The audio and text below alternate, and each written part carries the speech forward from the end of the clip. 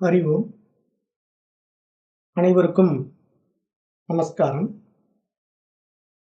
தற்போது முண்டக்க உபநிஷதம் பார்த்துக் கொண்டிருக்கின்றோம். இதுல கடந்த வகுப்பில 2வது பகுதியில 2வது அத்தியாயத்துல 7 மந்திரங்கள் வரைக்கும் பார்த்து முடிச்சோம். இப்ப இன்றைய வகுப்பிலே அதே 2வது பகுதியில் உள்ள 2வது அத்தியாயத்தின் 8வது மந்திரம். வித்யதே ஹிருதய கிரந்தி சித்யந்தே சர்வ சம்சயாः க்ஷீயந்தே சாஸ்ய கர்மாணி தஸ்மின் துஷ்டே பராவரே. இது என்ன சொல்லுது அப்படின்னா, உயர்ந்தது தாழ்ந்தது என்று அனைத்துமாக விளங்குகின்ற ஆன்மாவை தரிசித்தால் மனக்குழப்பங்கள் அகல்கின்றன, எல்லா சந்தேகங்களும் விலகுகின்றன, வினை பயன்களும் அழிகின்றன அப்படின்னு சொல்லுது. அப்ப இந்த ஆன்மாவை தரிசித்தால் நமக்கு வினை பயல்களும் அகல்கின்றன, மனக்குழப்பங்களும் நீங்குகின்றன. அப்போ இத எப்படி நம்ம புரிஞ்சுக்கணும்? இந்த ஆன்ம தரிசனத்தால் நமக்கு என்ன பயன்? அதாவது தன்னுடைய சுயத்தை நான் உணர்ந்து கொள்வதினாலே என்ன பயன் அப்படின்னு பார்க்கும்போது, அது ஒரு 3 படிகளாக விளக்கம் கொடுக்குது இந்த மந்திரம். முதல்ல என்ன சொல்லுது? மனக்குழப்பங்கள் அகல்கின்றன அப்படின்னு சொல்லுது. அதாவது இந்த ஆன்ம தரிசனத்தினால நமக்கு என்ன உண்டாகுதுன்னா, தன்னைத்தானே உணர்ந்து கொள்ளுவதுதான் ஆன்ம தரிசனம். ஆன்ம தரிசனம் அப்படின்னா, நீங்க உடனே ஏதோ தனியா ஒரு ஆன்மா இருக்கும், நான் அத பார்த்துட்டு இருக்கேங்கிற மாரி அடுத்தது அங்கேயும் போய் மைண்ட் லெவல்ல மாட்டக்கூடாது. தன்னை தான் உணர்ந்து தன்மயமாவது தான் இங்க ஆன்ம தரிசனம், ஆன்ம அனுபூதி அப்படின்னு சொல்லப்படுது. அப்ப நம்ம பாடத்திட்டத்தை பொறுத்தவரைக்கும் ஒரே ஆன்மா, பரமான்மா அவ்வளவுதான். இங்க ஜீவான்மா அப்படின்னு நம்ம பிரிச்சு பார்க்கிறது இல்ல. ஒரே ஒரு இறைவன் மட்டும் தான், அவனே எல்லாமாக இருக்கிறான் அப்படிங்கிறது தான் இந்த பாடத்திட்டத்தினுடைய ஆழமான உட்கருத்து. அப்ப அந்த இரண்டற்ற ஒன்றை பற்றி இப்ப பேசிக்கிட்டு இருக்கு சாஸ்திரம். அப்ப அது நான் தான் அது அப்படின்னு நம்ம தெரிஞ்சுக்கிறதுக்காக தான் இந்த பாடத்திட்டங்கள் எல்லாம் நம்ம இவ்வளவு சிரமப்பட்டு படிச்சுட்டு இருக்கிறோம்.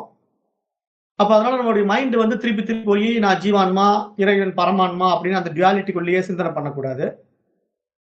இப்போ நாம எப்பெல்லாம் கீழ இறங்கிடுறோமோ, அப்பெல்லாம் நம்ம மைண்டா இருக்கிறோம்னு அர்த்தம். மனசா தான் இருக்கிறோம். அப்ப அந்த மனதனுடைய வியாபகம் தான் இந்த பிரபஞ்சம். அப்ப அந்த மனம் அப்படிங்கிற ஒரு வார்த்தைய நம்மளால ஏத்துக்க முடியல அப்படின்னு சொன்னா வேணா, ஜீவன் அப்படின்னு வச்சுக்கங்கன்னு நான் ஏற்கனவே சொல்லிட்டேன். ஆனா அது ஆன்மா அப்படின்னு கூட ஒரு வார்த்தைய அட்டாச் பண்ணிக்காதீங்க. அப்ப கன்ஃப்யூஷன் வரும். குழப்பங்கள் வந்துடும். அதனால ஆன்மாங்கிற வார்த்தை அந்த இறைவனை மட்டும் தான் குறிப்பிடுகின்றதுங்கிறதுனால, அது அவருக்கே உரித்தான வார்த்தை. அதனால அத அவருக்கு குடுத்துருவோம். அவர்தான் நான்னு நம்ம இப்ப தெரிஞ்சுக்குவோம். அப்ப இந்த ஆன்ம தரிசனம் நம்மிடத்திலே உண்டாகும் பொழுது, தன்னையே தான் அறிந்து தன்மயமாகும்போது, மனம் தெளிவு பெறுகின்றது. அந்த ஆன்ம ஒளியின் பிரகாசத்தால் மனத்தின் இருண்ட பகுதிகள் எதுவுமே இல்லாமல் போய்விடுகின்றன. நம்முடைய ஆழ்மனத்திலே ஏற்றி வைத்துக் கொண்ட ஏராளமான தீய சம்ஸ்காரங்கள் எல்லாம் வெளியேற்றப்படுகின்றன. நல்ல சம்ஸ்காரங்கள் எல்லாம் நம்மிடத்திலே வெளிப்பட்டு, அவைகள் இறை அனுபூதிக்கு சாதகமாக செயல்படுமாறு தூண்டப்படுகின்றன. அப்ப இங்க நம்ம என்ன புரிஞ்சுக்கணும்? ஆன்ம தரிசனம், ஆன்ம அனுபூதி அப்படிங்கிற ஒரு நிலைப்பாடு இப்ப நம்ம அடைஞ்சிட்டோம் அப்படின்னாலும், உடனே ஒரு பயங்கர மாற்றம் வந்துடுமா? இப்ப நான் அந்த சிவமாகவே மாறிவிட்டேன், அந்த பிரம்மமாகவே மாறிவிட்டேன் அப்படின்ன உடனே, வாழ்க்கையிலேயே ஒரு மாற்றம், உடல்லயும் ஒரு மாற்றம் அப்படின்னு எல்லாம் வந்துடுமானா, ஒண்ணும் மாற்றமாகாது. ஏன் அப்படின்னா, இப்ப நாம அஞ்ஞானத்தினால தான் இந்த உடம்பு எடுத்து வந்திருக்கிறோம். அப்ப நம்ம இந்த உடம்புக்குள்ள வர்றோம் அப்படின்னாலே நமக்கு ஞானம் இல்ல. ஏற்கனவே முற்பிறவிகள்ல நம்மள யாருன்னு தெரிந்து கொள்ள முடியாத ஒரு துர்பாக்கிய நிலையில தான் நம்ம மனித பிறவி எடுத்து வந்துட்டோம். நம்ம விட கீழ்பிறவியில நெறைய மாட்டிக்கிட்டு இருக்குது. அதெல்லாம் இன்னும் பல கோடி ஜென்மங்கள் எடுத்துக்கும்.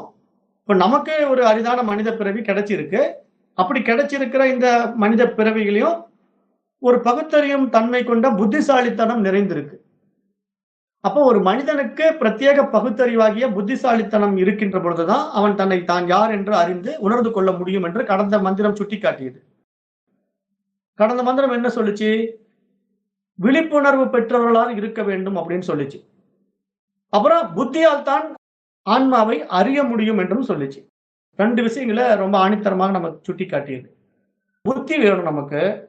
விழிப்புணர்வு வேணும் அப்படின்னு சொல்லுது. அப்ப இந்த விழிப்புணர்வும், இந்த புத்தியும் மனிதர்களாகிய நம்மிடத்தில் தான் உண்டாகுமே தவிர, நமக்கு கீழ்நிலையில் இருக்கின்ற எந்த ஜீவராசிகளிடத்திலும் அது போன்ற ஒரு வாய்ப்பு கொடுக்கப்படவே இல்லை. அப்ப நம்மிடத்திலே இந்த விழிப்புணர்வு உண்டாகும் பொழுது, நமக்கு முதல்ல நம்மள யார் என்று அவர் தெரிந்து கொண்ட பிறகு, மாற்றங்கள் ஒண்ணும் நடந்து விடாது. ஆனா ஒரு நல்ல புரிதல், ஒரு நல்ல தெளிதல்ல நாம மட்டும் இருப்போம். மற்றவர்களுக்கு அது புரியாது. அப்ப நாம ஏன் அப்படி இருந்தாகணும்னா, வேற வழி இல்ல. இந்த உடல் இருக்கிற வரைக்கும் நம்ம வாழ்ந்து தான் ஆகணும். ஆன்ம ஞானத்தை அடைந்து அந்த ஆன்ம அனுபூதியை அனுபவமாக்கி விட்ட பிறகும் கூட, எல்லாவற்றிலும் நானே இருக்கின்றேன் என்ற அந்த ஏகாக்கிர நிலையை நான் உணர்ந்து விட்டாலும் கூட, இங்க நான் எதையும் வெளிப்படுத்தி காட்ட முடியாது. ஏனென்றால் எல்லாம் நானாகத்தான் இருக்கின்றேன் என்பது என்னால் மட்டுமே உணரக்கூடிய ஒரு பிரத்யேக தகுதியாக பார்க்கப்படுகின்றது. அப்ப அத போய் நான் யாருக்கும் சொல்லி புரிய வைக்க முடியாது. அப்படி நீங்க சொல்லி புரிய வைக்க முயற்சி செய்தாலும் அவர்களால் புரிந்து கொள்ள முடியாது. ஆன்ம அனுபூதிங்கிறது மற்றவர்கள் சொல்லி புரிய வைக்க முடியாதுன்னு பெரியவங்க சொல்றாங்க. அப்ப அதனால தான். ஏன்னா இது வந்து அண்டர்ஸ்டாண்டிங் கெப்பாசிட்டி எல்லாருக்கும் புரியாது. அதனால பாம்பின் கால் பாம்பறியும். ஒரு ஞானியை மற்றொரு ஞானி மட்டுமே அறிவான் அப்படின்னு சொல்றதுனால, நமக்கு கிடைத்திருக்கின்ற இந்த பிரத்யேக ஞானம், அந்த தெளிந்த அறிவு, நம்மை போன்றே அறிவு பெற்ற ஞானிகளுக்கு புரியும். நம் நிலையில் தான் அவரும் இருக்கிறார். நானும் அவரும் ஒன்றே அப்படிங்கிற அந்த தெளிவு அவரிடத்திலே இருக்கும். ஆனா அஞ்ஞானிகளுக்கு நம்மை பற்றி பார்த்தால்லாம் புரிந்து கொள்ள முடியாது. 2வது இந்த ஞானிகள் வந்து தன்னை ஞானி, ஞானி என்று பறைசாற்றிக் கொள்ளவும் மாட்டார்கள். ஏன்னா இப்ப இந்த ஆத்ம ஞானத்தை அடைந்த ஞானிகள், யோகிகள், மகான்கள் எவ்வளவோ பேர் இருக்காங்க. ஆனா அவர்கள் யாருன்னு யாருக்குமே தெரியாது. அவரவர்கள் சராசரி வாழ்க்கை வாழ்ந்து கொண்டிருப்பார்கள். உலகியலில் தான் உழன்று கொண்டிருப்பார்கள். ஒரு சிலர் இந்த மாதிரி இருப்பார்கள். ஒரு சிலர் வந்து வியாபாரம் பண்ணி கொண்டிருப்பார்கள். விவகாரத்தில் ஈடுபட்டுக் கொண்டிருப்பார்கள். அப்ப இதெல்லாம் வந்து நடைமுறையில் எல்லாமே பார்த்துக்கிட்டு இருப்பாங்க. காரணம் என்ன? அந்த உடல் இருக்கிறது, மனசு இருக்கிறதுனால. ஆனா அந்த உடலும், மனமும் நான் இல்லை என்பதிலே அந்த ஞானி தெள்ளத் தெளிவாக இருப்பார். அதனால அவர் அதனால பாதிக்கப்பட மாட்டார். அப்ப அதனால இன்னொரு ஞானிக்கு தெரியும். இவர் ஒண்ணும் பாதிக்கப்படல. இவர் அவருடைய வேலையை பார்த்துட்டு இருக்காரு. அவரல்ல இவரு அப்படின்னு அவருக்கு தெரியும். அப்ப அந்த அடிப்படையில இப்ப நாமளும் அந்த மாதிரி ஒரு ஆன்ம ஞான நிலைக்கு நம்ம வந்து விட்டோம் என்றால், நம்மிடத்திலே தேவையற்ற மனக்குழப்பங்கள் எல்லாம் விலகி விடுகின்றன. நம்முடைய மனதின் இருளான பகுதிகள் எல்லாம் நீங்கி, மனம் வந்து ஒளியால் சூழப்பட்டிருக்கின்றன. என்ன ஒளி? அறிவு ஒளியால் சூழப்பட்டிருக்கின்றன. இதத்தான் அந்த பழைய இன்னொரு உபனிஷத் கூட நமக்கு சுட்டி காட்டுச்சு இல்லையா? அசதோமா சத்கமய, தமசோமா ஜோதிர்கமய, மிருத்யோமா அமிர்தம் கமய, ஓம் சாந்தி சாந்தி சாந்தின்னு சொல்லிச்சு ஒரு மந்திரம். அப்போ இருளிலிருந்து என்னை ஒளிக்கு அழைத்துச் செல்வாயாகன்னு சொல்லுது. பொய்யிலிருந்து என்னை உண்மைக்கு அழைத்துச் செல்வாயாக. அசத்தோமா சத்கமய அப்படின்னா, அசத் என்றால் சத்தியமற்றதிலிருந்து என்னை சத்தியத்திற்கு அழைத்துச் செல்வாயாக. தமசோமா ஜோதிர்கமய அப்படின்னா, தமசுன்னா இருள். இருளிலிருந்து என்னை ஒளிக்கு அழைத்துச் செல்வாயாக. மிருத்யோமா அமிர்தம் கமயன்னா, மிருத்யுன்னா மரணம். மரணத்திலிருந்து எனக்கு மரணமற்ற வாழ்விற்கு அழைத்துச் செல்வாயாகன்ட்டு ஒரு உபனிஷத் மந்திரம் இருக்குது. அப்ப அந்த மாதிரி ஒரு நிலைப்பாட்டுக்குள்ள நம்மள போகணும்னு சொல்லிட்டு ஒரு பிரார்த்தனை மந்திரமாக அது அமைக்கப்பட்டிருந்தாலும் கூட, அந்த நிலைக்கு நம்மை கையை பிடித்து அழைத்துச் செல்வதுதான் உபநிஷதங்கள் எல்லாம். அப்ப அந்த அடிப்படையில தான் இந்த உபநிஷத்தும் நம்ம கையை பிடிச்சு அழைச்சுக்கிட்டு போகுது. நம்மள சரியான பாதையில வழிகாட்டி கொண்டு போகின்றது. அப்ப அந்த மாதிரி ஒரு ஆன்ம அனுபூதி நம்மிடத்தில் அடையப்பெற்று விட்டால், நம்மிடத்தில் இருக்கக்கூடிய அஞ்ஞானங்கள் எல்லாம் விலகி, அந்த அறிவு ஒளியாக நாம் பிரகாசித்துக் கொண்டிருப்போம். அந்த பிரகாசம் நமக்கே உரித்தானது. நம்மை பார்க்கின்ற மற்றவர்களுக்கு அது தெரியாது, புரியாது. அதை தெரிய வைக்க வேண்டும், புரிய வைக்க வேண்டும் என்ற முயற்சியும் நமக்கு தேவையில்லை என்பதையும் புரிந்து கொள்ள வேண்டும். அடுத்தது இதே மந்திரத்துல சந்தேகங்கள் விலகுகின்றன சொல்லுது. அந்த ஆன்ம ஞானத்தின் பேரொளி நம்முடைய அறிவு ஒளி பிரகாசிக்கின்ற பொழுது, அந்த சந்தேகம் எல்லாம் அகன்று விடுகின்றன. நம்மிடத்தில் இருக்கின்ற சந்தேகவாதி அழிகின்றான் அப்படின்னு சொல்லுது. அதை கீதையும் சுட்டிக்காட்டுது. அப்புறம் ஆன்மீக வாழ்க்கையில் ஒவ்வொரு படியிலும் சந்தேகங்கள் வருவது நம்முடைய இயல்பாக இருந்தாலும், சாஸ்திரங்களின் துணையுடனும், தூயவர்கள் உதவியுடனும் அவற்றை நிவர்த்தி செய்து கொள்ள வேண்டும். அப்படி எல்லா சந்தேகங்களும் விலகவில்லை என்றாலும் கூட, அவைகளையும் விலக வேண்டும் என்பதற்கான அடிப்படை உண்மைகளை அறிந்து கொள்ள மேலும் நாம் ஆர்வம் காட்ட வேண்டும். அப்படி நாம படிப்படியாக பயணம் செய்யும் பொழுதுதான் இந்த ஆன்ம தரிசனம் நம்மிடத்திலே உண்டாகும் என்பதாக இந்த மந்திரம் நமக்கு சுட்டிக்காட்டுகின்றது. அப்புறம் வினை பயன்கள் அழிகின்றன சொல்லுது இதே மந்திரம். இப்ப வினை பயன்கள் எப்படி அழியும்? அதாவது வினை பயன்கள்ங்கிறது இப்போ இந்த உடலுக்கும், மனதுக்கும் உரித்தானது. ஆன்மாவிற்கு தான் வினை பயன் கிடையாது. இப்ப நாம ஆன்ம அனுபூதி அடைந்து விட்டோம் என்றால், நான் அந்த தூய அறிவாக, அந்த ஆன்மாவாகவே மாறிவிட்டேன்கிறது என்னுடைய உணர்வு பூர்வமான ஒரு ரசவாதம் அது. அது உடலிலேயோ, மனதிலேயோ எந்த மாற்றத்தையும் உண்டு பண்ணிவிடாது. மனம் என்பது அந்த அறிவு பரிமாணத்திலே பயணித்து நல்ல ஒரு தெளிந்த நிலையில் இருக்கும். ஆனால் மற்றபடி உலக விவகாரங்கள் எல்லாம் ஈடுபட வேண்டுமானால் கீழ்நிலைகள் இறங்கித்தான் காரியம் ஆற்றணுமே தவிர, நான் அந்த அறிவாக இருக்கிறேன் அப்படின்னு சொன்னா, அறிவு செயல்படாம அமைதியா இருக்குது. அப்படியே நம்ம உட்கார்ந்துட முடியுமானா? முடியாது. ஏனென்றால் இந்த உடல் இருக்கும்போது இயக்கம் இருந்தே ஆகணும். ஆனா உண்மையான அறிவு ஆன்மா இயக்கமற்றது. ஏன் உண்மையான அறிவு ஆன்மா இயக்கமற்றது? அப்ப அந்த இறைவன் தன்மை என்ன? அப்ப நம்ம கடந்த பாடத்திலயும் பார்த்தோம். இப்ப இறைவன் என்பவனை வேதம் என்ன சொல்லுது? சச்சித் ஆனந்தம் அப்படின்னு சொல்லுது. அப்ப சத் என்றால் இருப்பு, சித் என்றால் அறிவு, ஆனந்தம் என்பது அதனுடைய சுபாவம், அதனுடைய இயல்பு. அப்ப இங்க சத்தாகிய இருப்பு, சித்தாகிய அறிவினால் தன்னை அறிந்து கொண்டு ஆனந்தம் அடைகின்றதுன்னு நம்ம பார்க்கும்போது, இப்ப அந்த சத்தாகிய இருப்பு எது அப்படின்னு பார்த்தா, கடந்த பாடத்துல நம்ம சூட்சமாவே சொல்லிட்டோம். அதுதான் வெட்ட வெளி. வெட்ட வெளிச்சமா சொல்லியாச்சு. இப்ப இறைவன் எப்படி இருக்கிறான் என்றால், வெட்ட வெளியாக இருக்கிறான். அப்ப அப்படிப்பட்ட ஒரு வெட்ட வெளிதான் இறைவன். அந்த இறைவனை நம்ம புரிந்து கொள்ளணும். இதைதான் எல்லா மகான்களும் சுட்டி காட்டுகின்றார்கள். இறைவனுடைய தன்மை என்ன அப்படின்னா, அவன் ஒரு இருப்பு, எக்ஸிஸ்டன்ஸ் சொல்லுது இங்கிலீஷ்ல வார்த்தை. தமிழ்ல இருப்புன்னு சொல்றோம், சத்துன்னு சொல்லுது சமஸ்கிருத வார்த்தை. சத் என்றால் இருப்பு. அப்ப அந்த இருப்புக்கு ஒரு உருவம் கிடையாது. ஏன்னா அது ஒரு நிர்குண ஸ்வரூபம், நிர்குண பிரம்மம்னு பேரு.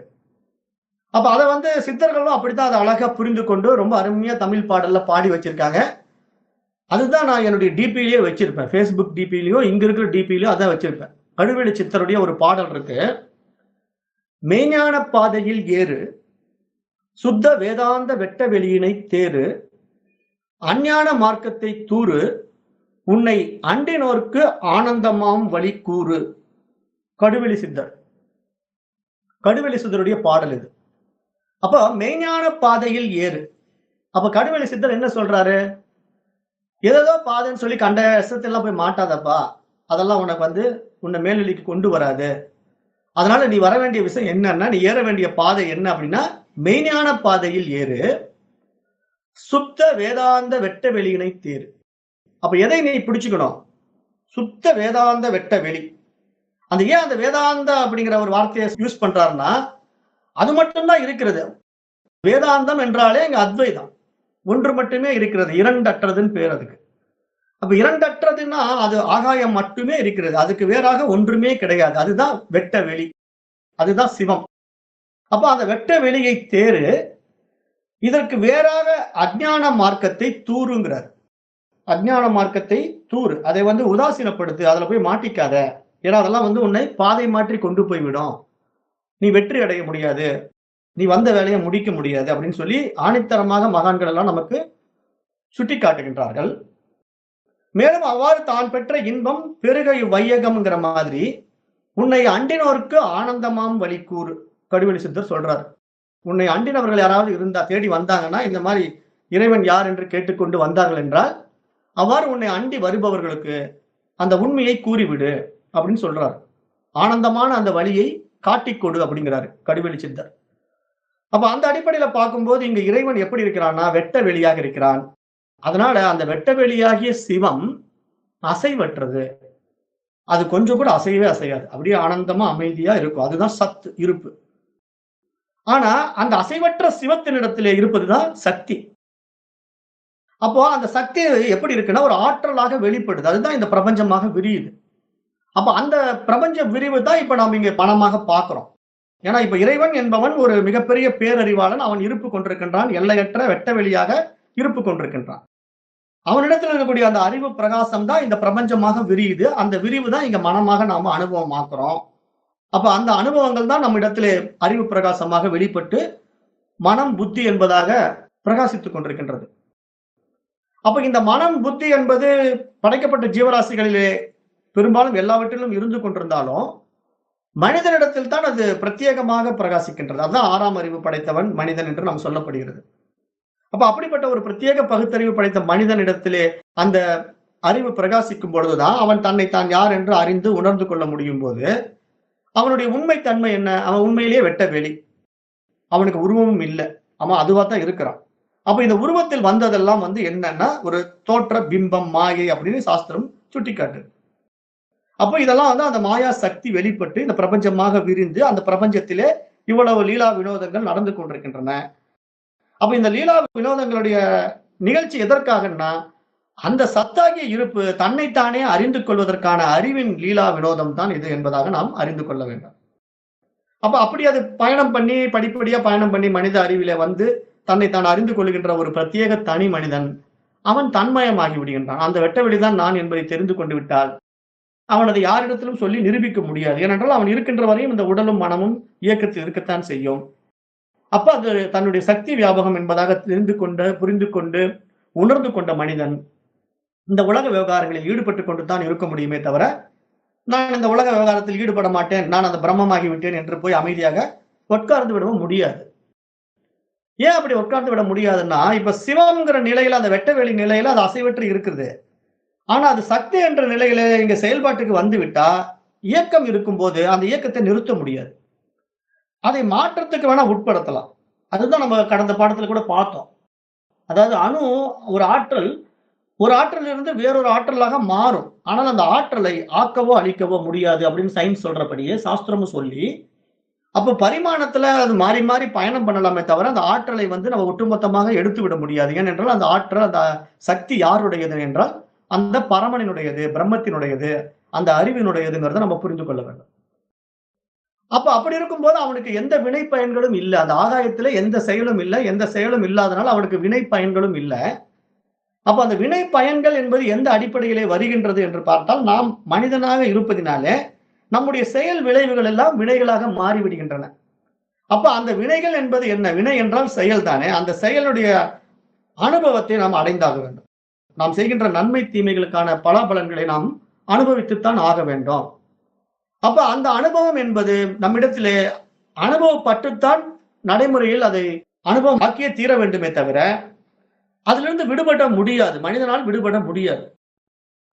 அததான் இந்த மந்திரம் வினை பயன்கள் அழிகின்றன சொல்றதை நீங்க எப்படி புரிந்து கொள்ளணும்னா, அந்த தூய அறிவாகிய ஆன்மா என்று நான் என்னை அறிந்து கொண்டு, புரிந்து கொண்டு, உணர்ந்து கொண்டு விட்டால், எனக்கு வினை பயன்கள் இல்லை என்பதனாலே நான் அந்த செயலை நான் செய்யவில்லை என்ற தெளிவில் இருப்பேன்.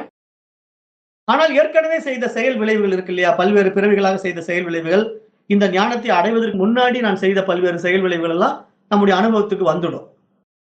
அப்ப அதிலிருந்து நாம் தப்பிக்க முடியாது. ஆனால் அப்படி வருகின்ற அனுபவம் எப்படி நம்மை கட்டுப்படுத்துகின்றது? ஆன்ம ஞானிகளுக்கும், யோகிகளுக்கும், மகான்களுக்கும் அது எவ்வாறு அந்த வினை பயனிலிருந்து கட்டுப்படுகின்றதுன்னா, இதை அன்னை சாரதா தேவி சொல்றாங்க.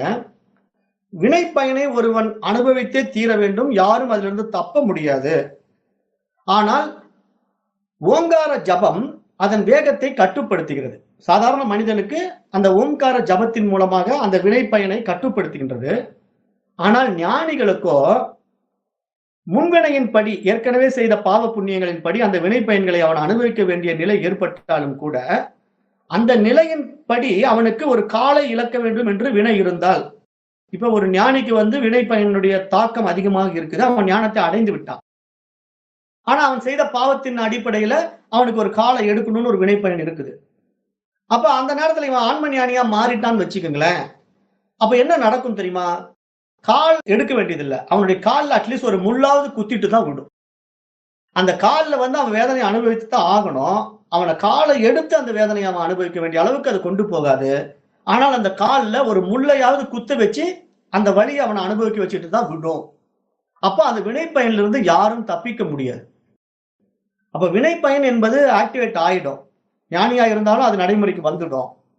ஆனால் அந்த ஞானிக்கு அவனுடைய ஆன்ம பலத்தினாலே, அந்த ஆன்ம அறிவு சுடரினாலே அது அவனால் அழிக்கப்பட்டு விடுகின்றது. அதனுடைய வேகத்தை கட்டுப்படுத்த முடிகின்றது. அப்ப அதனால் அவனுக்கு வர்ற அந்த வேகமான வினை பயன், கடுமையான வினை பயன் சாதாரணமாக மாறி ஒரு காலையே எடுக்க வேண்டிய நிலையிலிருந்து வெறும் காலில் முள் குத்துவதாகிய ஒரு நிலை அளவுக்கு விட்டு விடுகின்றதுங்கிறது தான் இங்க ஆன்ம தரிசனத்தால் அடைந்த அற்புதமான பலன் என்பதாக நாம் அறிந்து கொள்ள வேண்டும். அப்ப அந்த நிலைப்பாட்டுக்கு தான் நம்ம போகணும் அப்படின்ட்டு இந்த உபனிஷத்தெல்லாம் நமக்கு மீண்டும் மீண்டும் வலியுறுத்தி கொண்டே இருக்கிறது. அப்ப அத்தகைய ஆன்ம அனுபூதிக்கு நமக்கு இன்னும் தேவைப்படுது. அதையும் இங்க சொல்லுது. அது அடுத்த மந்திரம். ஹிரண்மயே பரே கோஷே பிரஜம் பிரம்ம நிஷ்கலம் தச்சு பிரம் ஜோதிஷாம் ஜோதிஷ் தத்யத் ஆத்மவிதோ விதுகு. இங்க என்ன சொல்லுதுன்னா, பொன்னிறமாக ஒளிர்கின்ற மேலான உரையில் இறைவன் உள்ளார். அவர் குறைகளற்றவர், பகுதிகளற்றவர், தூயவர், ஒளிகளுக்கெல்லாம் ஒளியானவர். ஆன்மாவை அறிந்தவர்கள் அவரை அறிகிறார்கள். அப்போ தன்னைத்தான் ஒருவன் அறிந்து கொண்டான் என்றால் அவன் அந்த இறைவனை அறிந்து கொள்கின்றான். அதுதான் இந்த மந்திரத்தினுடைய சாரம். அதாவது நான் யார் என்று நம்மை நாம் விசாரித்து விடை காணுகின்ற பொழுது நம்மை பற்றியும் நம்மால் படைக்கப்பட்ட அந்த இறைவனை பற்றியும் இந்த உலகத்தை பற்றியும் நாம் தெரிந்து கொள்ளலாம்.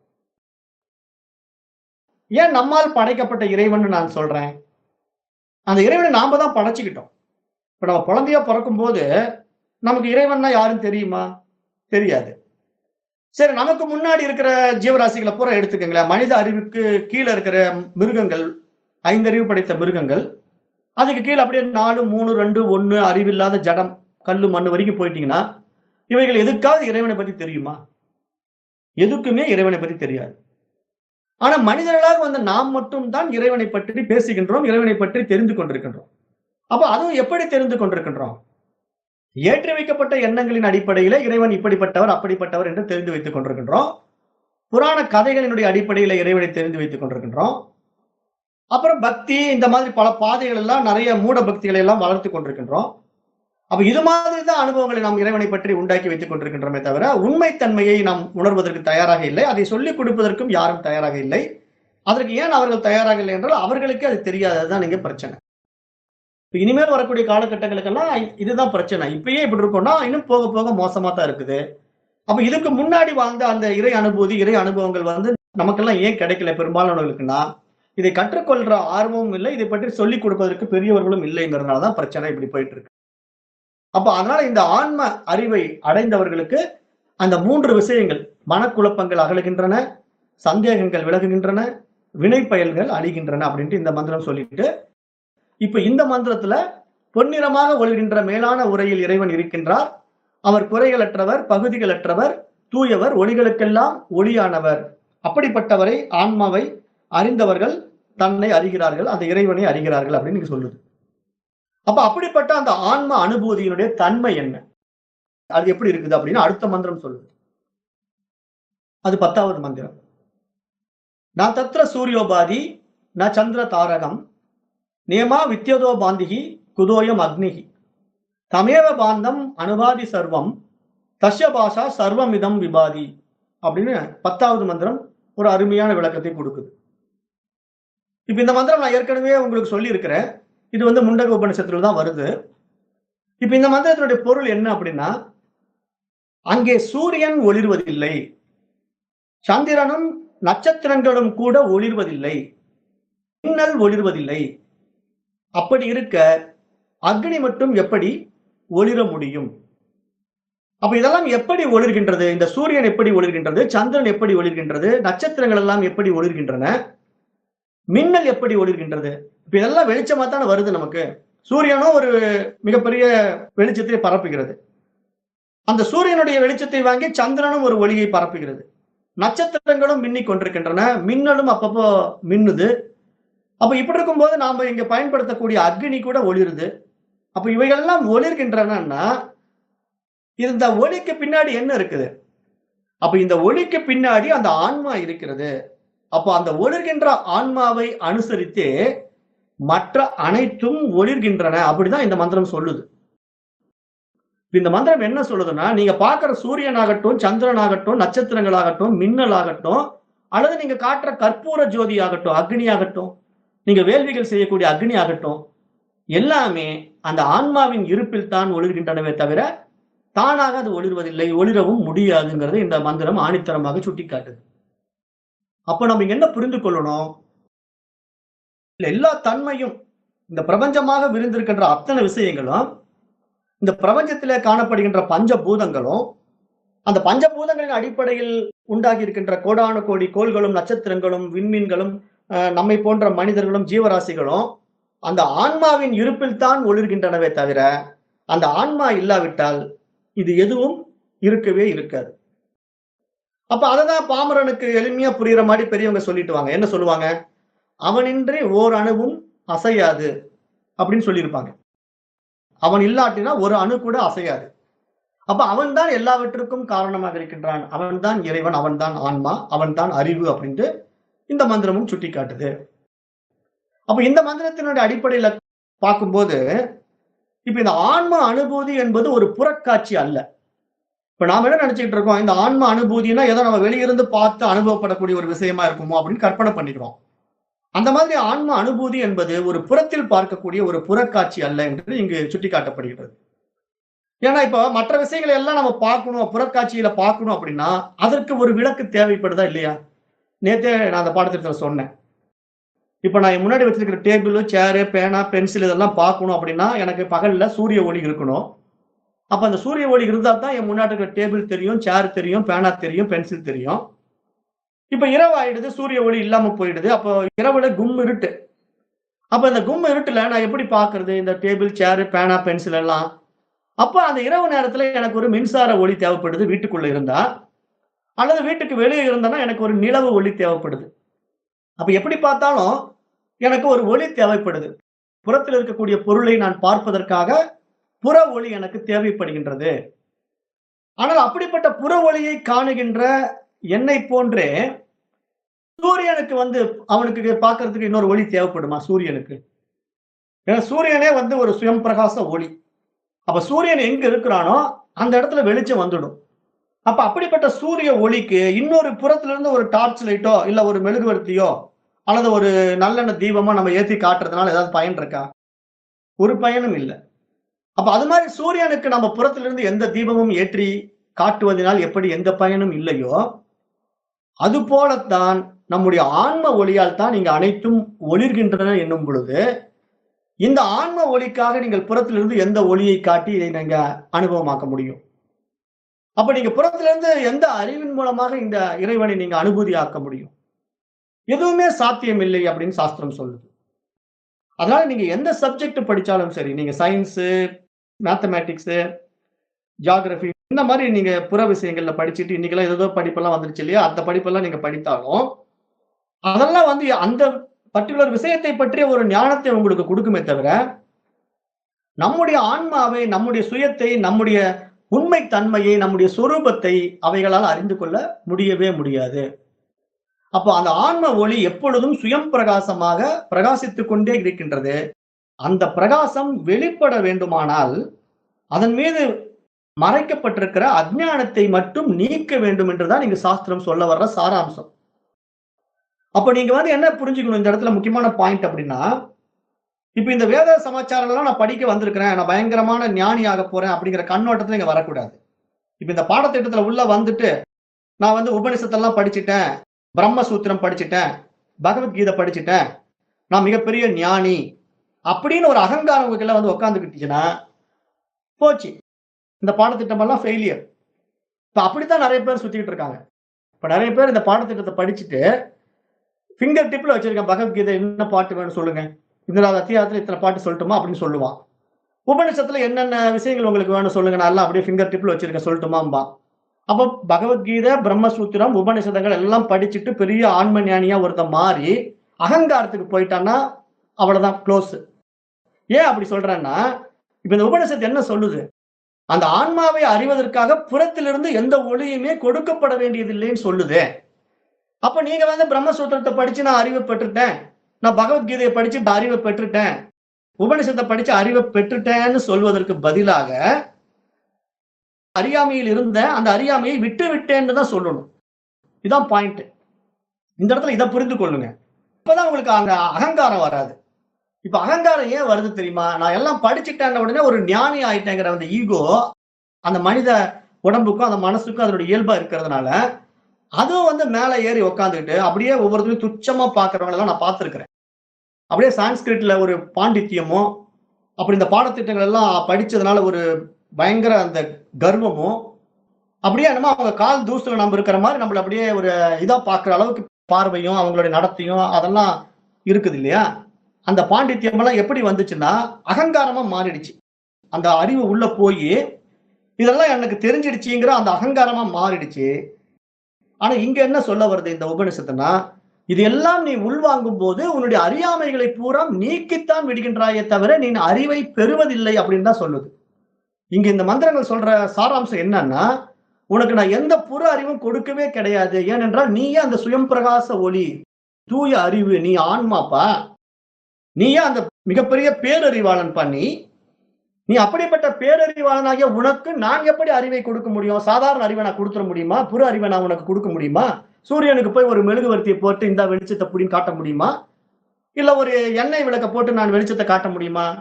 அதுவே சுயம் பிரகாச சூரியன். அப்ப அது மாரி சுயம் பிரகாசனாக நீ இருக்கின்றாய். நீயே அந்த தூய அறிவு, தூய ஆன்மா. நீ ஒரு பேரறிவாளன் அப்படின்னு நம்மள இந்த சாஸ்திரம் பாராட்டி, நான் உனக்கு அறிவை கொடுக்கவில்லை.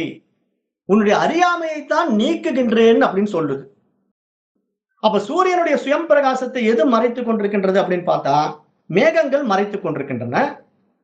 அப்ப கருமேகங்கள் சூழ்ந்து விட்டதுனால சூரியனுடைய வெளிச்சத்து இல்ல அப்படிங்கிறதுனால சூரியனே இல்லாம போயிடுமா? அல்லது சூரியனுடைய பிரகாசத்தை இந்த கருமேகம் மறைத்து விட முடியுமா? மறைத்து விட முடியாது. தற்காலிகமான ஒரு மறைப்பு அவ்வளவுதான். கருமேகம் அந்த இடத்துல வந்து நிக்கிறதுனால அந்த சூரியனுடைய ஒளி அதை ஊடுருவி இந்த பக்கம் வரல அப்படிங்கிறதுக்காக சூரியனே இல்லை என்று சொல்லவும் முடியாது. சூரியனிடத்திலிருந்து ஒளி வெளிப்படவில்லை என்று சொல்லவும் முடியாது. அப்ப தற்காலிகமாக வந்த அந்த மறைப்பின் காரணமாக அந்த இடத்தில் வெளிச்சம் குன்றுகின்றது என்பதனாலே அந்த சூரியனுடைய சக்தி குறைந்து விட்டது, சூரியனுடைய ஒளி பிரகாசம் மங்கி விட்டதுன்னு சொல்ல முடியாதோ அது போல இங்கு சுயம் பிரகாச அறிவாகிய உன்னிடத்திலே இருக்கின்ற அந்த பேரொளி பேரறிவு என்றுமே குன்றாது. நீ அந்த தூய அறிவுப்பா. ஆனால் அது உன் மீது அஞ்ஞானங்களாக ஏற்றி வைக்கப்பட்ட எண்ணங்களால் மறைக்கப்பட்டிருக்கின்றது. ஏனென்றால் புறத்திலிருந்து நிறைய பேர் உனக்கு தேவையில்லாத விஷயங்களை சொல்லி சொல்லி உன்னை முட்டாளாக்கிட்டாங்க, மூடனாக மாற்றி விட்டார்கள். அப்ப நீ இந்த மாதிரி புற விஷயங்களை போய் சிக்கிக்கிட்ட, அதுதான் நான் என்று ஒரு அங்கீகாரத்தை நீ ஏற்படுத்தி கொண்டு விட்டாய். எப்படியெல்லாம் ஏற்படுத்தி கொண்டாய்? நாம தான் ஏற்றி வச்சிருக்கிறோமே. நீ இந்த ஜாதி, இந்த மதம், இந்த பேரு, அப்புறம் இந்த படிப்பு, இந்த உத்தியோகம், இந்த பதவி அப்படின்னு என்னென்ன கொடுத்து வச்சிருக்கிறோமோ அதெல்லாம் போய் நான் சிக்கிக் கொண்டிருக்கின்றேன். அப்ப அந்த அஞ்ஞானத்தினாலே என்னுடைய உண்மைத்தன்மை என்னால் மறைக்கப்பட்டு விட்டது. இந்த மறைப்புத்தான் என்னுடைய சுயம் பிரகாசத்தை வெளிப்படுவதற்கு தடையாக இருக்கின்றது. அப்ப இந்த மறைப்பை நீக்குவதற்காகத்தான் இந்த உபனிஷத்து இங்கு நம்மை சுட்டிக்காட்டுது. அந்த அனுபூதி நிலையில் தான் நீ இருக்கிறாய். நீயே அந்த ஆன்மா, நீயே அந்த அறிவு. ஆனால் அறியாமை உன் மீது ஏற்றி வைக்கப்பட்டிருக்கின்றது. அதிலிருந்து நீ வெளியே வா. அந்த அஞ்ஞான அழுக்கை துடைத்து விடு அப்படின்னு சொல்லுது. அப்ப அதைத்தான் நாம இங்க செஞ்சுட்டு இருக்குது அப்படின்னு இந்த சாஸ்திரமும் நமக்கு சுட்டிக்காட்டுது. அப்ப அந்த அடிப்படையில இந்த மந்திரம் நமக்கு என்ன சொல்லுதுன்னா, அந்த உலகப் பொருட்களை காண்பதற்கு உதவுகின்ற சூரியன், சந்திரன், நட்சத்திரங்கள் அனைத்தும் பிரகாசிப்பது அந்த ஆன்ம ஒளியால் தான். எனவே அந்த ஆன்ம ஒளியை காட்ட மற்ற எந்த ஒளிகளாலும் முடியவே முடியாது. அப்ப பொதுவாக இந்த ஒளி, காட்சி என்றெல்லாம் நாம் படிக்கும்போது அது நாம் சாதாரணமாக காண்கின்ற ஒளியை போன்றது, அதை விட பேரொளியானது என்றெல்லாம் நாம் எண்ணிக்கொள்கிறோம். அது உண்மை அல்ல. ஏன்னா நமக்கு நிறைய விஷயங்கள் தவறாக ஏற்றி வைத்து விட்டதுனால நம்ம ஆன்ம ஒளி அப்படின்ன உடனே அது ஏதோ ஒரு தீபச்சுடர் மாதிரி உள்ள எரிஞ்சிட்டு இருக்குங்கிற ஒரு கற்பனைக்கு வந்துடுறோம். அப்புறம் அது வெள்ளையா ஒரு புள்ளி மாதிரி நம்ம புருவ மத்தியில பிரகாசிக்குது அப்படிங்கிற ஒரு கற்பனைக்கு வந்துடுறோம். இது மாதிரி எல்லாம் அஞ்ஞானத்துல நம்ம இருந்துகிட்டு நம்ம யார் என்று தெரிந்து கொள்ள முடியாத ஒரு நிலையில இருப்பதுதான் இங்க இந்த சாஸ்திரம் சுட்டிக்காட்டி நம்முடைய அறியாமைகளை நீக்குது. அப்ப ஒரு விளக்கிலிருந்து வருகின்ற ஒளியை போன்றதல்ல இந்த ஆன்ம ஒளி. இந்த ஆன்ம ஒளி என்பது ஒரு அறிவு ஒளி. ஆக அந்த அறிவு ஒளியின் மூலமாகத்தான் நாம் அனைத்தையும் புரிந்து கொள்கின்றோம், அனைத்தையும் அறிந்து கொள்கின்றோம். அப்ப நம்ம இடத்துல இருக்கின்ற அந்த சுயம் பிரகாச அறிவு தான் எல்லாவற்றையும் அறிய வைக்கின்றது. அதுதான் அறிபவனாகவும் இருக்கின்றது அப்படின்னு நம்ம புரிந்து கொண்டோம் என்றால், இங்க நமக்கு வேற என்ன வெளியிருந்து கொடுக்கணும்? ஒண்ணும் கொடுக்க வேண்டியதில்லை. இந்த மாதிரி பாடங்களை படிக்கிறதுனால நம்ம இடத்துல இருக்கிற அறியாமைகள் எல்லாம் நீங்க விடுகின்றன, நீக்கப்படுகின்றன. அதுதான் இங்க இந்த விஷயம். அதை புரிந்து கொண்டால் போதும். அப்ப நாம் காண்கின்ற அந்த ஆன்ம ஒளி என்பது ஒரு சாதாரண ஒளி அல்ல, ஒரு பௌதீக ஒளி அல்ல என்பதாக இங்கு நாம் புரிந்து கொள்ள வேண்டும். அப்ப அப்படிப்பட்ட அந்த ஆன்ம அனுபூதி, இறை அனுபூதி என்பது ஒரு அனுபவம். அது உணரத்தான் முடியுமே தவிர அது புறக்காட்சிகளால் காண்பது போல காண முடியாது என்பதாகவும் நாம் நன்கு புரிந்து கொள்ள வேண்டும். எப்படி அதை புரிந்து கொள்வது அப்படின்னு பார்த்தா, இப்ப அன்பு, இரக்கம், இன்பம் அப்படிங்கிற ஒரு விஷயம் இருக்கு இல்லையா? நம்ம இடத்துல அன்பு மலருது. அப்புறம் ஒரு கருணை வருது. நம்ம இடத்துல கருணை வருது. அப்புறம் நம்ம இடத்துல ஒரு ஆனந்தம் மலருது. அப்ப இதெல்லாம் நம்ம காண முடியுமா? இப்ப நான் உங்ககிட்ட கேட்கிறேன். ஏங்க உங்ககிட்ட இருக்கிற கருணைய கொஞ்சம் காட்டிக் குடுங்க அப்படின்னு நான் கேட்கிறேன். அந்த கருணைய நீங்க காட்ட முடியுமா? உணர முடியுமா? கருணைய உணரத்தான் முடியும். அன்ப உணரத்தான் முடியும். ஆனந்தத்த உணரத்தான் முடியும். அப்ப இந்த அன்பு, ஆனந்தம், இரக்கம் அப்படிங்கிற விஷயத்தை எல்லாம் காட்டிக் குடுங்கன்னா, எப்படி உங்களால காட்டிக் குடுக்க முடியாதோ, அது போலத்தான் ஆன்ம அனுபூதியையும் அனுபவிக்கத்தான் முடியுமே தவிர, அது மற்றவர்களுக்கு காட்டிக் கொடுக்க முடியாது. அப்ப ஆன்ம அனுபூதி என்பது நம்முள் மலர்ந்து கொண்டு நாம் உணர்ந்து கொண்டிருக்கின்ற ஒரு உயரிய தன்மை. அது நமக்குள்ளேயே நடந்திருக்கின்ற மிகப்பெரிய ஒரு ரசவாதம். நம்முடைய மனதில் ஏற்பட்ட மிகப்பெரிய மாற்றம். நம்முடைய அஞ்ஞானங்கள் நீங்கி நம்முடைய அறிவு பரிமாணத்திலே நம்ம உயர்நிலைக்கு சென்றிருக்கின்ற ஒரு மிகப்பெரிய நிலை அது. அந்த நிலையை நாம் மற்றவர்களோடு பகிர்ந்து கொள்ள முடியாது. மற்றவர்களுக்கு சொல்லி புரிய வைக்க முடியாது. அந்த நிலையில் நாம் மற்றவர்களை காணுகின்ற பொழுது, அவர்களுடைய அஞ்ஞானத்தை எண்ணி நாம் என்ன செய்ய முடியும்? சாட்சியாக வேடிக்கை தான் பார்க்க முடியுமே தவிர, அவர்களை மாற்றவும் நம்மால் முடியாது. ஏன் முடியாதுன்னா, அவரவர் வினைவழி அவரவர் அனுபவம். அப்ப நீங்க வந்து இந்த தெளிந்த ஞானத்துக்குள்ள வந்த பிறகு, இந்த உலகத்துல போய் நானு பயங்கரமா ஞானி ஆயிட்டேன். என்னுடைய அஞ்ஞானங்கள் எல்லாம் நீங்கி விட்டுருச்சு. நான் இந்த ஆத்ம ஞானத்த அடைஞ்சுட்டேன். நீங்களும் அடையுங்க, வாங்க, வாங்கன்னு சொல்லி கூப்பிட்டு குடுத்தா கூட, அத வாங்கிக்கிறதுக்கு யாரும் தயாரா இல்ல. ஏன் தயாரா இல்ல அப்படின்னா, அவர்களுக்கு அது வாங்க வேண்டும் என்ற ஒரு நியதி இருந்தா தான் அவங்களால வாங்க முடியுமே தவிர, நீங்களா போய் திணிச்சு எல்லாம் அத குடுக்க முடியாது. அப்ப நாம என்ன மாரி இந்த காரியங்கள செய்யணும்? நான் அறிந்த அந்த அனுபூதியில நான் நிலைத்து நிற்க வேண்டும். அப்படி நான் நிலைத்து நிற்கின்ற பொழுது, இந்த உடலும், மனமும் எப்படி இந்த உலகத்துக்கு பயன்பட வேண்டும் அப்படிங்கிற ஒரு நிலையை அந்த அறிவே நமக்கு அனுபவப்படுத்தி காட்டும். நம்ம அந்த அனுபூதி நிலைக்கு வந்துட்டா, அதுக்கப்புறம் அந்த அறிவு என்ன பண்ணுது? அதுதான் எல்லாமா இருக்குது. அந்த அகண்ட அறிவு அந்த பேரண்டமா இருக்குது. அந்த அகண்ட அறிவு தான் இந்த பிரபஞ்சமா விரிஞ்சு இருக்குது.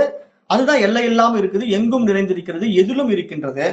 அப்ப அதுதான் இந்த ஆன்ம ஞானத்தை அடைந்த என்னுள்ளும் இருக்கின்றது என்பதை நாம் உணர்ந்து கொள்ளும் பொழுது, நம்மை எப்படி வழிநடத்த வேண்டும் என்பது அதற்கே தெரியும்.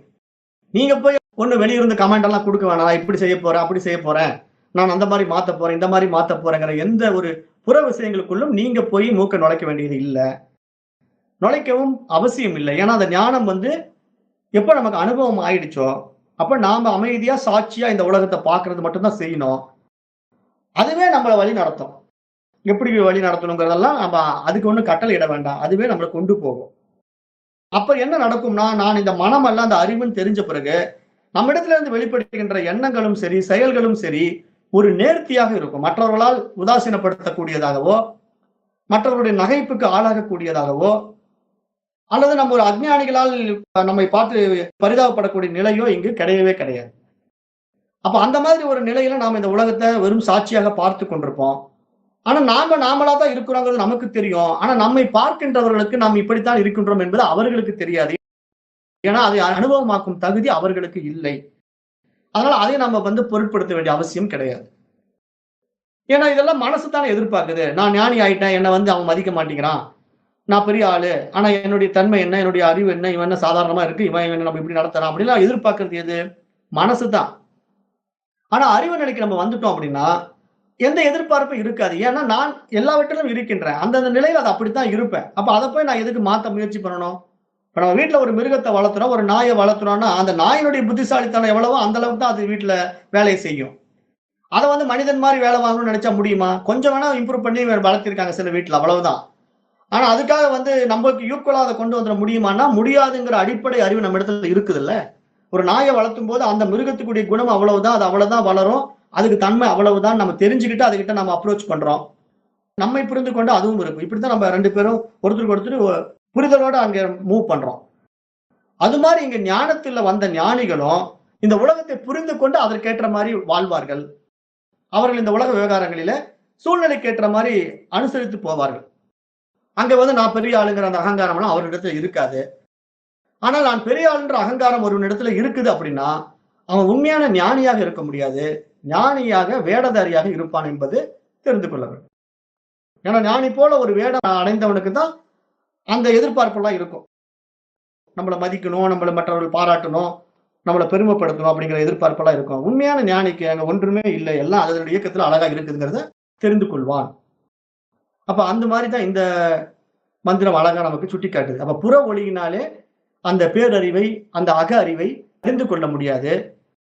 நாம் படிக்கின்ற இந்த பாடத்திட்டங்கள் எல்லாம் நமக்கு ஒரு புற ஒளி மாரி தெரிந்தாலும், இது நமக்கு அறிவை கொடுப்பது கிடையாது. நம்முடைய அறியாமையை நீக்குகின்றது. அவ்வளவுதான். அதாவது இருளை ஒரு வெளிச்சத்த போட்டா, அங்க இருக்கிற இருள் எப்படி நீங்கி விடுகின்றதோ, அதுபோல இந்த ஆன்ம அறிவு நம்ம இடத்திலே வந்து விட்டால், நம்முடைய அறியாமை நீங்கி விடுகின்றது. அவ்வளவுதான். அப்ப அந்த அறியாமை நீங்குவதற்காகத்தான் இந்த புற வெளிச்சம் தேவைப்படுகின்றதே தவிர, அதுவே சுயம் பிரகாசமாக இருந்து கொண்டிருக்கின்றது. அதற்கு உண்மையிலே அறியாமை கிடையாது. ஆனால் அந்த அறியாமை இருப்பது போல அதை மறைத்துக் கொண்டிருப்பது எது அப்படின்னா, இங்க மனசு தான். அததான் இங்க மீண்டும் மீண்டும் சொல்றேன். இப்ப சூரியனை ஒரு மேகம் மறைத்துக் கொண்டிருக்கிறதுனால சூரிய ஒளி மங்கி காணப்படுவது போல, இங்க தூய அறிவின் சுயம் பிரகாச ஒளி எது மறைத்துக் கொண்டிருக்கின்றதுன்னா, மனசு தான் மறைத்துக் கொண்டிருக்கிறது. அப்ப அந்த மனம்ங்கிறது என்னன்னா, ஏற்றி வைக்கப்பட்ட எண்ணங்களினுடைய தொகுப்பு. இப்ப நான் அந்த சுயம் பிரகாச அறிவு தான். ஆனா என்னுடைய தூய அறிவு வெளிப்படாம என்ன எது மறைச்சுக்கிட்டு இருக்கு? சூரியனை மேகம் மறைப்பது போல இந்த மனசு மறைச்சிட்டு இருக்கு. அப்ப இந்த மனசு எப்படி? கண்ட குப்பைகள உள்ள வாங்கி வச்சுக்கிட்டு, இது அப்படி, இது அப்படின்னு ஒவ்வொருத்தருடைய கருத்துக்கள் எடுத்து ஒப்பீடு பண்ணிக்கிட்டு, அவரு அப்படி சொன்னாரு, இவரு இப்படி சொன்னாரு. அதுதானே சரியா இருக்கும். இவரு இந்த மாரி சொல்றாரு அப்படின்னு குழப்பத்துக்கு ஆளாகிட்டு, இது மாரி புற விஷயங்கள்ல போய் சிக்கிக்கிட்டு இருக்கிறது இல்லையா? அதுதான் நம்ம புரிந்து கொண்டு அதிலிருந்து விடுபடுறது தான் இங்க விழிப்புணர்வுன்னு சொல்லப்படுது. அப்ப ஒருத்தன் புத்திசாலியாக இருக்கணும், விழிப்புணர்வாக இருக்கணும்னு கடந்த மந்திரத்துல சொன்னது போல, இப்ப நம்ம இந்த மாரி பாடத்திட்டங்களுக்கு வரும்போது, நம்ம புத்திசாலியா மாறிடணும், விழிப்புணர்வாக இருக்கணும். இதுதான் ரொம்ப முக்கியமாக பார்க்குது. அப்ப இந்த புற விஷயம் நமக்கு அறிவாக ஏற்றி வைக்கப்படவில்லை. நம்முடைய அறியாமை நீக்கப்படுகின்றதுங்கிறத புரிந்து கொள்ளுங்க. அப்ப அடுத்தது இந்த 11வது மந்திரம் அந்த இறை அனுபூதி, அந்த ஆன்ம அனுபூதியை பற்றி பேசுது. அது என்ன சொல்லுது அப்படின்னா, பிரம்மை வேதம் அம்ருதம் புரஸ்தாத் பிரம்ம பச்சாத் பிரம்ம தட்சிண சோத்ரேன அதச்சோர்த்வம் ச பிரஸ்ருதம் பிரம்மை வேதம் விஸ்வமிதம் வரிஷ்டம். இந்த இடத்துல என்ன சொல்லுதுன்னா,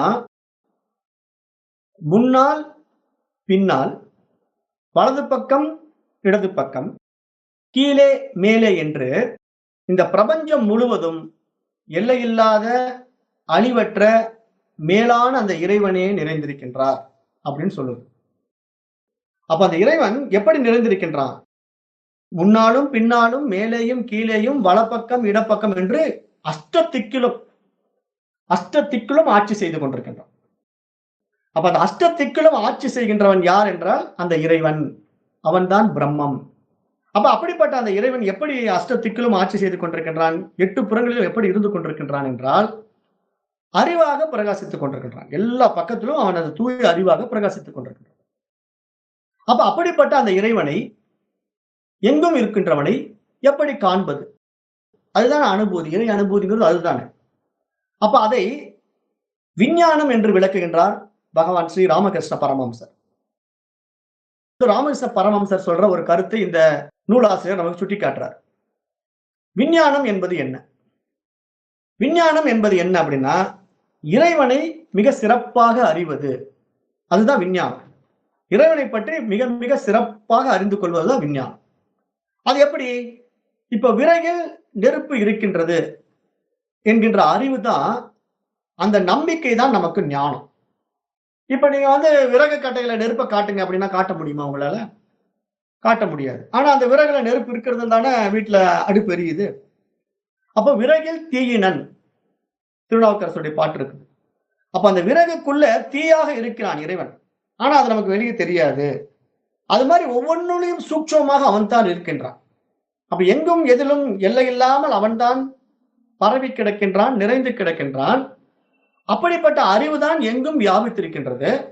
ஆனால் அந்த அறிவு எப்படி வெளிப்பட்டு பிரகாசிக்கின்றது என்பதை அறிந்து கொள்வதுதான் இங்க ஆன்ம அனுபூதி.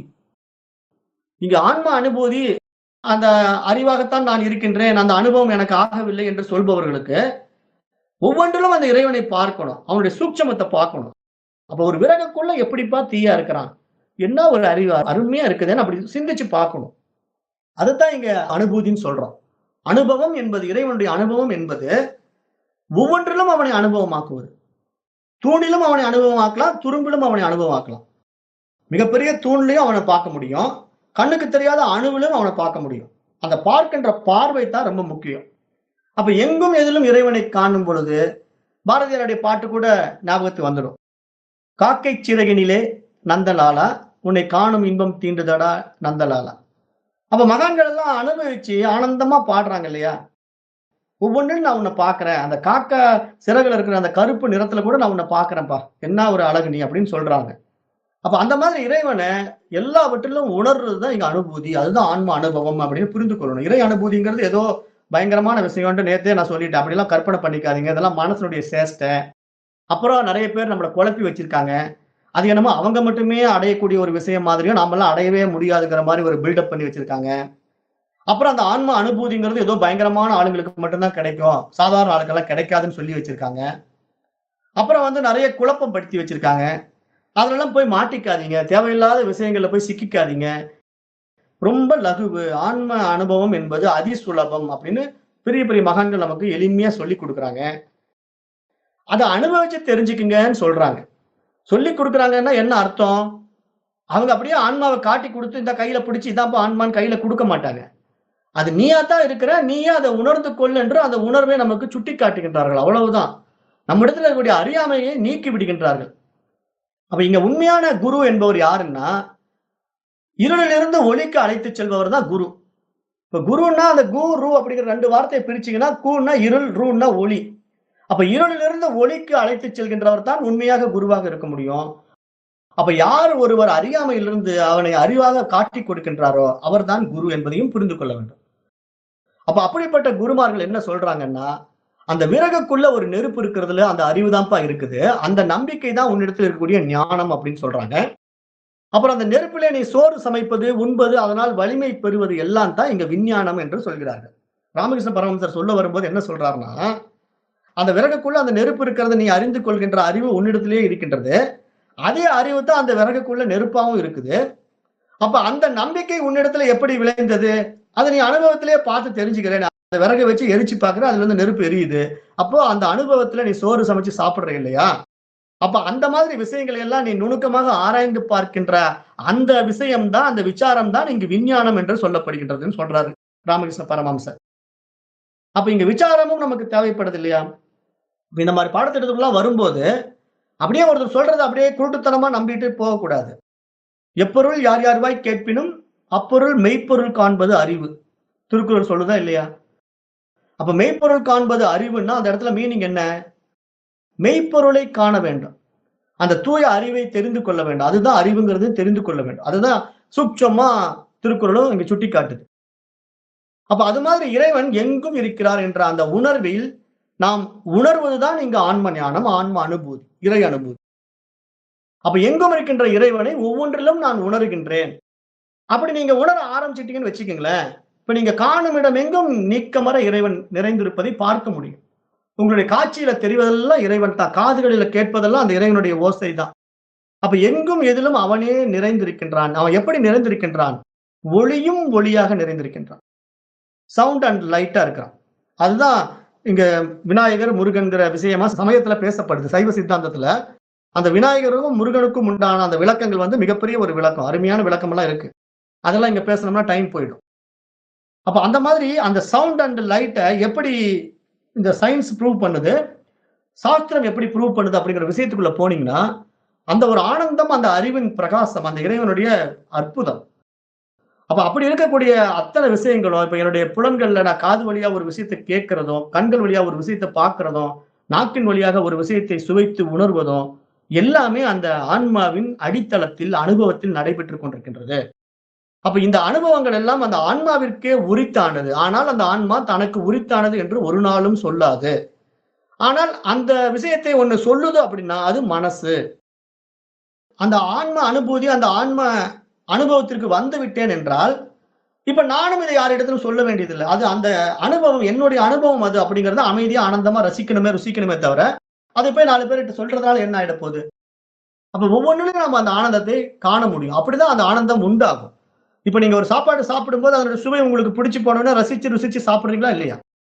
அந்த சுவைய ரசிக்கும்போது, அந்த ருசிக்கும்போது ஒரு ஆனந்தம் உங்களுக்குள்ள மலர்தா இல்லையா? அந்த மலர்ச்சி தான் அந்த ஆன்ம மலர்ச்சி, அந்த ஆன்ம அனுபூதி. அததான் பிரியம், மோதம், பிரமோதம் அப்படிங்கிற டாபிக்ல போன தடவை ஒரு பாடத்திட்டம் எடுக்கும்போது சொன்னேன். அந்த ஆன்ம அனுபூதி, அந்த ஆனந்தம்ங்கிறது வந்து நம்மிடத்துல தினசரி வாழ்க்கையில நடக்குது. நம்ம ஒரு பொருளை பார்க்கும்போது, அதை பிரியப்படும்போது ஒரு ஆனந்தம் வருது. அந்த பொருளை வாங்க வேண்டும் என்று ஒரு ஆனந்தம் நம்மிடத்திலே வருது. ஆனா அந்த பொருளை வாங்க வேண்டும் என்று நினைக்கும் போதே ஒரு ஆனந்தம் வருது. ஆனால் அந்த பொருளை வாங்கிவிட்டால் அதைவிட ஆனந்தம் மலருகின்றது. ஆனால் அந்த வாங்கிய பொருளை பயன்படுத்தும் பொழுது அதைவிட கூடுதலான ஆனந்தம் உண்டாகின்றதா இல்லையா?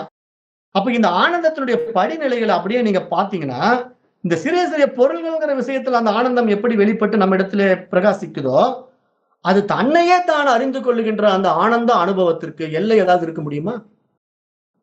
அப்ப அப்படிப்பட்ட ஒரு பேரானந்த அனுபவம் தான் இங்க இறை அனுபூதி, ஆன்ம அனுபூதின்னு சொல்லப்படுது.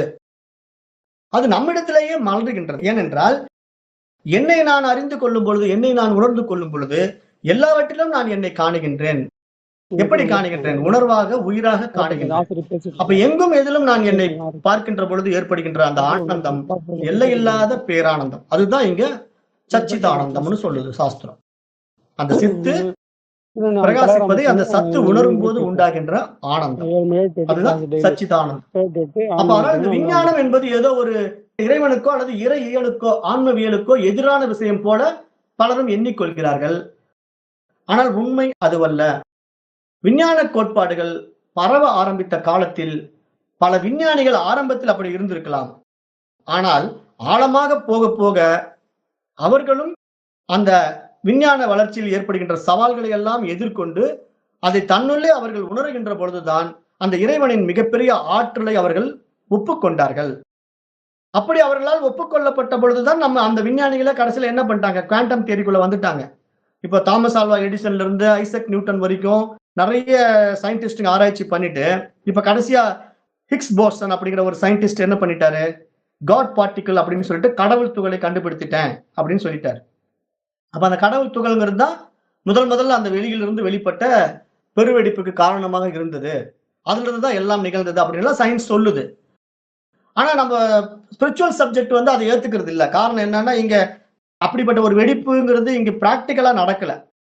நம்முடைய மனதுல நடக்க வேண்டிய ரசவாதம் தான் அது. ஏன்னா இங்க நம்முடைய சப்ஜெக்ட் வந்து ரொம்ப பெருசுங்க. எப்படி புரிஞ்சுக்கணும் அப்படின்னா, இப்ப இவ்வளவு பெரிய ஆராய்ச்சி எல்லாம் மனசு தான் பண்ணுது.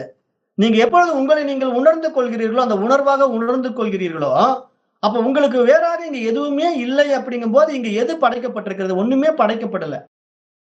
இங்க எதுவுமே வருவதும் இல்லை, எதுவுமே போவதும் இல்லைங்கிற ஒரு மிகப்பெரிய உண்மை உங்களால உணரப்படுமானால், நீங்கள் அந்த ஆன்ம அனுபவத்தில் ஆனந்தமாக மாறிவிட முடியும்.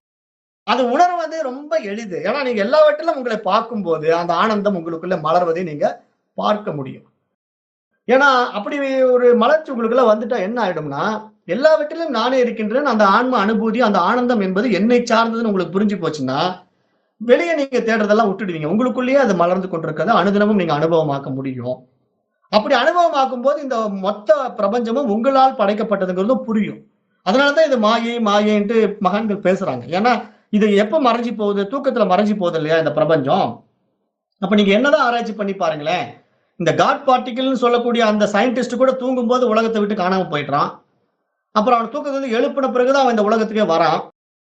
அவன் கண்டுபிடிக்கிறது என்ன? இந்த உலகத்தை கடந்து ஆராய்ச்சி பண்ணிட்டு இருக்கேன்னு சொல்லிட்டு இருக்கிறான். அவன் சயின்டிஸ்ட் என்ன சொல்றான்? நான் இங்க பூமியில இருந்துட்டு நான் அந்த வானவெளி ஆராய்ச்சி பண்ணிட்டு இருக்கேன். அந்த வான மண்டலத்துல எத்தனையோ ஒளி ஆண்டுகள் கடந்து அந்த பெருவெடிப்பு நிகழ்ந்தது.